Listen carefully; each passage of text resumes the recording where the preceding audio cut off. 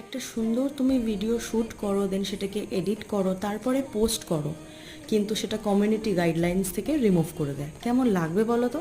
আর আমার কাছে এইগুলোই হচ্ছে স্ট্রাগল। জীবনের প্রতিটা মুহূর্তে কিছু না কিছু শেখা যায়, সেরকম ইউটিউব থেকে অনেক কিছু পাচ্ছি, অ্যাটলিস্ট শিখতে তো পাচ্ছি। যাই হোক, দিনটা ছিল গণেশ পুজোর দিন। সকালবেলা তো আমার বাড়ির গপুকে একটুখানি মিষ্টি দিয়ে চলে গেছিলাম, কারণ কি তার আগের দিন আমার অনেকটা লেট হয়ে গেছিলো বাড়ি ফিরতে। তারপরে আমাদের একটা, যেখানে কাজ করি, পাড়ার পুজো হচ্ছিল, সেখানে গিয়ে একটুখানি দেখে এলাম।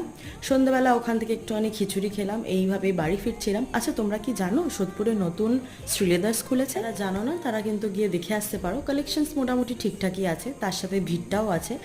তো যাই হোক, আজকের জন্য এইটুকুই। ভালো লাগলে কিন্তু অবশ্যই লাইক করো, কমেন্ট করো, শেয়ার করো, আর আমার চ্যানেলটাকে সাবস্ক্রাইব করতে কিন্তু একদম ভুলো না। বাই, দেখা হচ্ছে খুব শিগগিরই নেক্সট কোনো ভিডিওতে।